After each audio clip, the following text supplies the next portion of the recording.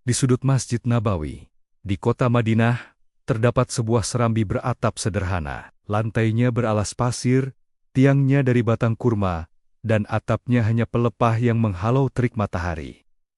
Tempat itu dikenal sebagai Sufah. Di sanalah tinggal orang-orang yang dunia seakan enggan memeluk mereka. Namun langit sangat mencintai mereka. Ashabul Sufah. Malam turun perlahan. Angin gurun berembus tipis. Beberapa sahabat duduk melingkar. Sebagian memegangi perut mereka yang kosong. Sudah 2 hari sebagian dari mereka belum makan. Dalam riwayat yang disebutkan dalam karya-karya klasik seperti Hilyat Al-Aulia dan Syiar Alam Al-Nubala, diceritakan betapa kefakiran menjadi pakaian harian mereka. Seorang sahabat berbisik pelan, "Saudaraku, apakah engkau merasakan apa yang kurasakan?"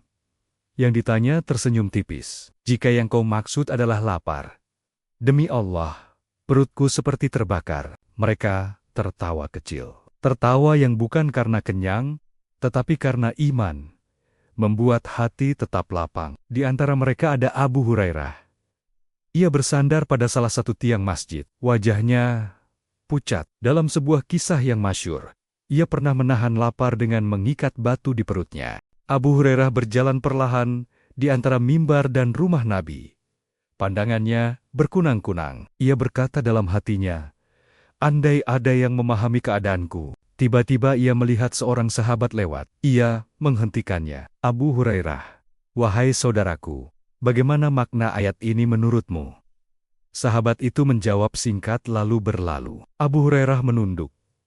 Ia tidak benar-benar bertanya tentang tafsir. Ia hanya berharap diundang makan. Beberapa saat kemudian, Rasulullah keluar. Wajah beliau bersinar, meski hidupnya sendiri sederhana. Beliau menatap Abu Hurairah lama, tatapan yang penuh pengertian. Rasulullah bersabda lembut, "Wahai Abu Hurairah." Abu Hurairah mengangkat wajahnya. "Labaik ya Rasulullah." Beliau berkata, "Engkau lapar." Air mata hampir jatuh dari pelupuk Abu Hurairah. Ia tidak menjawab, karena kebenaran sudah terpancar di wajahnya. Rasulullah menggandeng tangannya dan membawanya ke rumah. Di sana hanya ada semangkuk susu. Nabi memerintahkan, "Panggillah ahlu sufah." Abu Hurairah terdiam sejenak. Dalam hatinya ia berkata, susu ini bahkan tidak cukup untuk 1 orang. Tetapi ia tidak membantah. Ia memanggil mereka satu persatu. Satu demi satu, mereka minum. Ajaibnya, mangkuk itu tetap penuh. Hingga semua kenyang. Hingga akhirnya Rasulullah berkata, "Sekarang giliranmu, wahai Abu Hurairah." Ia minum sampai puas. Dan setelah itu, Rasulullah meminum sisanya. Begitulah kehidupan Ashabul Sufah. Lapar adalah sahabat mereka. Dingin malam adalah selimut mereka. Namun majelis ilmu adalah cahaya mereka. Pada suatu hari, salah seorang dari mereka berdiri untuk salat. Karena terlalu lama tidak makan, tubuhnya lemah. Ia terjatuh. Orang-orang yang melihat berkata, "Apakah ia sakit?" Seorang sahabat menjawab, "Bukan sakit, ia lapar." Namun tidak pernah terdengar keluhan keluar dari lisan mereka. Mereka tidak berkata, "Mengapa kami miskin?" Tidak pula mereka iri kepada kaum Ansyar yang memiliki kebun kurma dan rumah.